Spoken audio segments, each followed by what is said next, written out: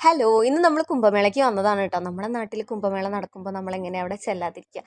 അത്രയും ദൂരമൊന്നും അല്ലല്ലോ. അപ്പോൾ തിരുനാവായ നമ്മൾ അടുത്ത് തന്നെയാണ്. അപ്പോൾ അതുകൊണ്ട് തന്നെ നമ്മൾ ഇവിടെ പോയിട്ട് കുംഭമേള കാണാൻ പോയിട്ടുണ്ടായിരുന്നു കേട്ടോ.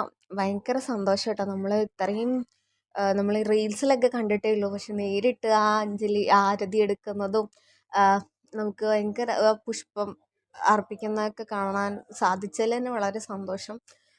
പിന്നെ അച്ഛനെയും നമ്മൾ ഫാമിലി ആയിട്ടാണ് പോയിട്ടുണ്ടായിരുന്നത്. എൻ്റെ അച്ഛനും അമ്മയും ജിത്തോൻ്റെ അച്ഛനും അമ്മയും പിന്നെ ഞങ്ങൾ 6 പേരും കൂടിയാണ് പോയിട്ടുണ്ടായിരുന്നത് കേട്ടോ.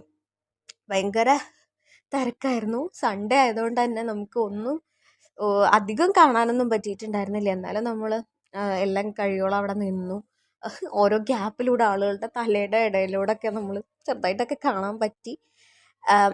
പിന്നെ അച്ചു ഭയങ്കര കരച്ചിലായിരുന്നു. ഒന്ന് തിരക്ക് ആയപ്പോൾ പിന്നെ അവൻ കരച്ചിൽ തുടങ്ങി. ജിത്തോടെ അടുത്ത് പുറത്ത് കൊണ്ടുപോയിട്ടോ. ജിത്തോടൊന്നും കാണാൻ പറ്റിയിട്ടില്ല. അപ്പോൾ ഒരു ദിവസം ഞങ്ങളെന്നും കൂട്ടാതെ ഒറ്റയ്ക്ക് വന്നിട്ട് കാണണം എന്നൊക്കെ പറയുന്നുണ്ട് കേട്ടോ.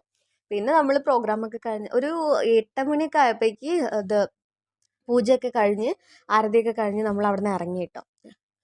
അവിടെ നിന്ന് കഴിയുന്നതിന് മുന്നേ തന്നെ ആളുകൾ തിരക്ക് കൂടുന്നു വിചാരിച്ചിട്ട് ഇറങ്ങി പോവായിരുന്നു. അപ്പം നമ്മൾ എല്ലാം കഴിഞ്ഞിട്ടാട്ടോ ഇറങ്ങി വന്നത്. അതിനിടയ്ക്ക് ജിത്തേട്ടനെ കാണാതായി.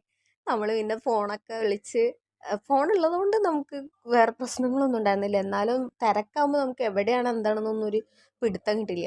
അതുള്ള പ്രശ്നം. പിന്നെ അച്ചു എല്ലാം കഴിഞ്ഞിട്ട് അവൻ മണലിൽ നല്ല കളിയാട്ടോ. പിന്നെ അതിൽ വീണാലും വേദനിക്കില്ല. വീണ്ടും